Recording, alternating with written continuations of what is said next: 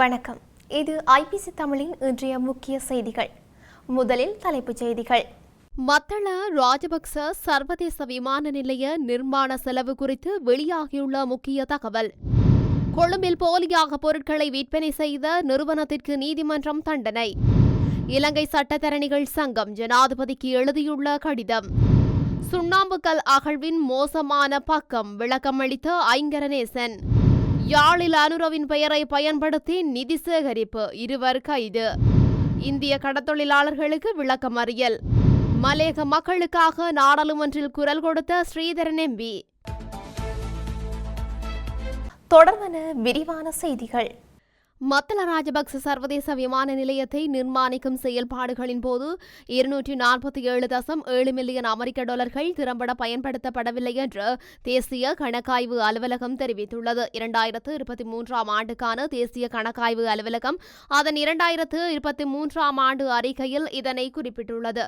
2023 குறித்த விமான நிலையம் 288 மில்லியன் ரூபாய் இயக்க வருமானத்துக்கு பதிலாக 2412.9 மில்லியன் ரூபாய் இயக்க செலவை ஏற்படுத்தியதாக கணக்காய்வு அறிக்கையில் சுட்டிக்காட்டப்பட்டுள்ளது. 2018 முதல் 2023 வரை வரிக்கு பின் விமான நிலையத்தின் ஒட்டுமொத்த நிகர இழப்பு 38,489 மில்லியனாக இருந்தது. எதிர்பார்க்கப்பட்ட வருடாந்த பயணிகளின் திறன் 1 மில்லியன் என்றால் கடந்த 6 ஆண்டுகளில் கையாளப்பட்ட மொத்த பயணிகளின் எண்ணிக்கை 1,90,750 மட்டுமே என்று பதிவாகியுள்ளது. அதேவேளை விமான நிலைய கட்டுமானத்திற்கு நிதியளிப்பதற்காக ஆரம்பத்தில் பெறப்பட்ட 190 மில்லியன் அமெரிக்க டாலர் வெளிநாட்டு கடனுக்காக வட்டியாக நிறுவனம் ஆண்டுதோறும் 1,590 மில்லியன் ரூபாயை செலுத்தி வருகின்றது. கொழும்பில் போலியான பண்டக்குறி மற்றும் வியாபார சின்னங்களை பயன்படுத்தி மோசடியில் ஈடுபட்ட நிறுவனம் ஒன்றுக்கு நீதிமன்றம் தண்டனை விதித்துள்ளது. நுகர்வோரை ஏமாற்றும் வகையில் போலியான அடிப்படையில் பண்டக்குறி மற்றும் வியாபார சின்னங்களை பயன்படுத்தி பொருளாதார விற்பனை செய்துள்ளதாக இந்த நிறுவனம் மீது குற்றம் சுமத்தப்பட்டிருந்தது. குளியலறை உபகரணங்கள், நீர்க்குழாய் உதிரி பாகங்கள் என்பன இவ்வாறு மோசடியான முறையில் விற்பனை செய்யப்பட்டுள்ளன. முன்னணி பண்டக்குறிகளை கொண்ட உற்பத்தி என்ற போர்வையில் போலி உற்பத்திகளை விற்பனை செய்துள்ளதாக தெரிவிக்கப்படுகின்றது. போலி உற்பத்திகளில் பிரபல வியாபார சின்னங்கள் மற்றும் பண்டக்குறி பெயர்கள் பொறிக்கப்பட்டு நுகர்வோர் ஏமாற்றப்பட்டுள்ளதாக தெரிவிக்கப்படுகின்றது. கடந்த ஆண்டு டிசம்பர் மாதம் இடம்பெற்ற இந்த சம்பவம் தொடர்பில் நுகர்வோர் விவகார அதிகார சபை நீதிமன்றில் வழக்கு தொடர்ந்திருந்தது. இந்த வழக்கினை விசாரணை செய்த நீதிமன்றம் குறித்த போலி நிறுவனத்திற்கு அபராதம் விதிக்கப்பட்டுள்ளது. நிறுவனத்தில் காணப்பட்ட சுமார் 20 மில்லியன் ரூபாய் பெறுமதியான பொருட்களை அளிக்குமாறும் நீதிமன்றம் உத்தரவிட்டுள்ளது. இலங்கை சட்டத்தரணிகள் சங்கம் உயர்நீதிமன்ற நீதியரசர்களை நியமனம் தொடர்பான தமது எதிர்நிலைப்பாடு மற்றும் பரிந்துரைகளை எடுத்துரைத்து ஜனாதிபதிக்கு கடிதம் ஒன்றை அனுப்பியுள்ளது. அத்தகைய நியமனங்களில் வெளிப்படைத்தன்மை, தகுதி மற்றும் சட்டமற்ற நெறிமுறை தரநிலைகளை பின்பற்றுவதன் முக்கியத்துவத்தை சட்டத்தரணிகள் சங்கம் வலியுறுத்தியுள்ளது. 2025 ஜனவரி 8 அனுப்பப்பட்டுள்ள இந்த கடிதத்தில் குடிமக்களின் உரிமைகளை நிலைநிறுத்துவதிலும் சட்டத்தின் ஆட்சியை உறுதி செய்வதிலும் நீதித்துறை முக்கிய பங்கு எடுத்துரைக்கப்பட்டுள்ளது.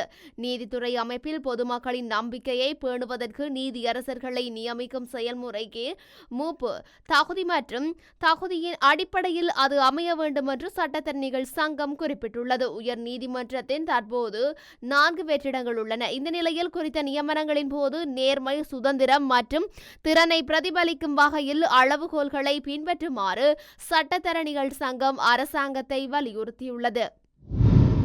யாழ்ப்பாணத்தில் கட்டுப்பாடற்ற சட்டவிரோத சுண்ணாம்பு அகழ்வு காலநிலை மாற்றத்தால் ஏற்படவுள்ள பாதகங்களை மேலும் விரைவுபடுத்தும் என தமிழ் தேசிய பசுமை இயக்கத்தின் தலைவர் ஐங்கரநேசன் தெரிவித்துள்ளார்.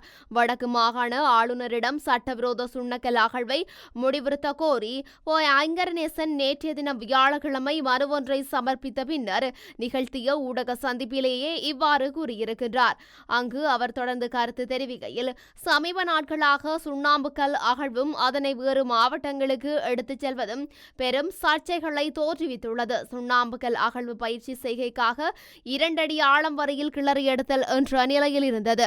இன்று சீமெந்து தயாரிப்புக்காக கனரக வாகனங்களை கொண்டு அகழ்ந்தெடுத்தல் என்ற நிலைமைக்கு மாறியுள்ளது. குறிப்பாக தென்மராட்சி சரசாலையில் அனுமதியின்றி சட்டவிரோதமாக அரச காணிகளிலும் தனியார் காணிகளிலும் பாரிய அளவில் சுண்ணாம்புக்கல் அகழ்வு இரவு நேரங்களில் இடம்பெற்று வருகின்றது.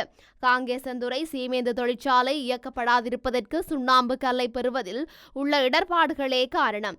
கீரிமலையில் சுண்ணாம்புக்கல் அகழ்வில் ஏற்பட்ட பிரம்மாண்ட குழிகள் இன்னமும் மூடப்படாத நிலையில் இனிமேலும் அகழ்வை தொடர்வது சூழல் ரீதியாக பல்வேறு பாதிப்புகளை ஏற்படுத்தும் என்பதால் கிளிங்கர்களை எடுத்து வந்து சீமேந்து தொழிற்சாலையை மீள இயக்க முடியும் என்று யாழ் மாவட்ட ஒருங்கிணைப்பு குழு கூட்டத்தில் முடிவு எட்டப்பட்டுள்ளது. இந்த நிலையில் இங்கிருந்து வேறு மாவட்டங்களுக்கு சுண்ணாம்பு கல்லை எடுத்துச் செல்வது மக்களிடையே கடும் விசனத்தை ஏற்படுத்தியுள்ளது. நொறுக்கப்பட்ட சுண்ணாம்பு கற்களை அரை தயாரிப்பாகவோ அல்லது முடிக்கப்பட்ட தயாரிப்புகளாகவோ கருத முடியாது என்பதால் இதனை எடுத்துச் செல்வதற்கு போக்குவரத்து உரிமம் அவசியம் என புவிச்சரிதவியல் அளவை சுரங்கங்கள் பணியகம் யாழ் மாவட்ட செயலருக்கு தெளிவுபடுத்தியுள்ளது. இந்த நிலையில் யாழ்ப்பாணத்திலிருந்து சுண்ணாம்புக்கல் வெளி மாவட்டங்களுக்கு தங்குதடை இல்லாமல் எடுத்துச் செல்லப்படுகின்றது. ஆளுநர் உடனடியாக சுண்ணக்கல் அகழ்வில் நிலவும் சட்டவிரோத செயல்பாடுகளை களைய ஆக்கப்பூர்வமான நடவடிக்கைகளை மேற்கொள்ள வேண்டும் என குறிப்பிட்டுள்ளார். யாழ் நெல்லியடி பிரதேசத்தில் தேசிய மக்கள் சக்தியினையும் ஜனாதிபதி அனுரகுமார திசாநாயக்கவின் பெயரையும் பயன்படுத்தி நிதி சேகரிப்பில் ஈடுபட்ட மத போதகர் உட்பட 2 கைது செய்யப்பட்டுள்ளனர். குறித்த இருவரும் நெல்லியடி நகரில் நிதி சேகரிப்பில் ஈடுபட்டிருந்த போது நிதி கொடுக்க மறுத்தவர்களை அனுரவின் ஒளிப்படத்தை காட்டி அச்சுறுத்தியுள்ளனர். இதன்போது வர்த்தகர்களுக்கும் நிதி சேகரிப்பில் ஈடுபட்டோருக்கும் இடையில் முருகல் நிலை ஏற்பட்டுள்ளது. இதனையடுத்து அங்கு கூடிய வர்த்தகர்கள் குறித்த நபர்களை மடக்கி பிடித்து விசாரணை மேற்கொண்டு நெல்லியடி போலீசாரிடம் ஒப்படைத்துள்ளனர். போலீஸ் நிலையத்தில் வைத்து விசாரணைகளை மேற்கொண்ட போலீசார் குறித்த நபர்களை கடுமையாக எச்சரிக்கை செய்த பின் விடுவித்துள்ளனர். நிதி சேகரிப்பில் ஈடுபட்ட மத போதகர் மனித உரிமைகள் செயற்பாட்டாளர் என்று தன்னை அறிமுகப்படுத்தியுள்ளதுடன் சிறுவர்களை பராமரிப்பதற்காகவே இந்த நிதி பயன்படுத்துவதாகவும் தெரிவித்துள்ளார். குறித்த மத போதகர் கடந்த காலங்களில் தேசிய மக்கள் சக்தி கட்சியின் பிரச்சார மேடைகளில் ஆசியுரைகளை கூறி தேசிய மக்கள் சக்தி கட்சிக்கு ஆதரவு கோரி வந்தவர் என்பதும் குறிப்பிடத்தக்கது. இலங்கை கடற்பரப்பினுள் அத்துமீறி நுழைந்து கடத்தொழில் நடவடிக்கையில் ஈடுபட்ட 10 இந்திய கடத்தொழிலாளர்கள் நேற்று முன்தினம் இரவு கைது செய்யப்பட்டுள்ளதுடன் மீன்பிடி படகு ஒன்றும் கைப்பற்றப்பட்டுள்ளது. இவ்வாறு கைது செய்யப்பட்ட கடத்தொழிலாளர்களை எதிர்வரும் 23/1/2025 அன்று வரை விளக்கமறியலில் வைக்குமாறு ஊர்காவல்துறை நீதிமன்றம் உத்தரவிட்டுள்ளது. இதுகுறித்து மேலும் தெரிவிக்கையில் இலங்கையில் கடற்படை மற்றும் கடலோர காவல்படையினர் நேற்றிரவு யாழ்ப்பாணம் காரைநகர் கோவளம் கலங்கரை விளக்கத்தில் நடத்திய விசேட நடவடிக்கையின் போது இலங்கை கடற்பரப்பில் அத்துமீறி நுழைந்த இந்திய மீன்பிடி படகை கைப்பற்றியதுடன் 10 இந்திய கடத்தொழிலாளர்களையும் கைது செய்தனர். கைது செய்யப்பட்ட மீனவர்கள் மேலதிக சட்ட நடவடிக்கைக்காக யாழ் கடத்தொழில் நீரியல் வள திணைக்களத்தினரிடம் ஒப்படைக்கப்பட்ட பின்னர் ஊர்காவல்துறை நீதிமன்றத்தில் முன்னிலைப்படுத்தப்பட்டனர். இதன்போது அவர்கள் அனைவரையும் எதிர்வரும் 23/1/2025 வரை விளக்கமறியலில் வைக்குமாறு ஊர்காவல்துறை நீதிமன்ற பதில் நீதவான் நளினி சுபாஸ்கரன் உத்தரவிட்டுள்ளார். உலக வரைபடத்தில் லயன்களில் வாழ்பவர்களாக மலையக மக்களை இருக்கின்றார்கள் என நாடாளுமன்ற உறுப்பினர் சிவஞானம் ஸ்ரீதரன் தெரிவித்துள்ளார். மலையக மக்களின் வாழ்க்கையை இந்த அரசாங்கம் அபிவிருத்தி செய்தால் அரசு வரலாற்றில் இடம் பிடிக்கும் என சிவஞானம் ஸ்ரீதரன் குறிப்பிட்டுள்ளார். நாடாளுமன்றத்தில் நேற்று கருத்து தெரிவிக்கும் போதே அவர் இதனை கூறியுள்ளார். அவர் மேலும் கூறியதாவது, மலையக மக்களின் அடிப்படை சம்பள பிரச்சினை தொடர்பில் மனோ கணேசன் தலைமையிலான தமிழ் முற்போக்கு கூட்டணி எடுக்கும் தீர்மானங்களுக்கு நாம் ஆதரவளிப்போம். மலையக மக்கள் எப்போதும் பாதிக்கப்பட்டவர்களாகவே உள்ளனர். உலக வரைபடத்தில் லயன்களில் வாழ்பவர்களாக மலையக மக்களே இருக்கின்றார்கள். எந்தவொரு அடிப்படை வசதியுமின்றி மலையக மக்கள் வாழ்கின்றனர். அவர்களுடைய வாழ்வில் மாற்றம் மிகவும் முக்கியமானது. நலன்புரி நடவடிக்கைகள் மீள் பரிசீலனை செய்யப்பட வேண்டும்.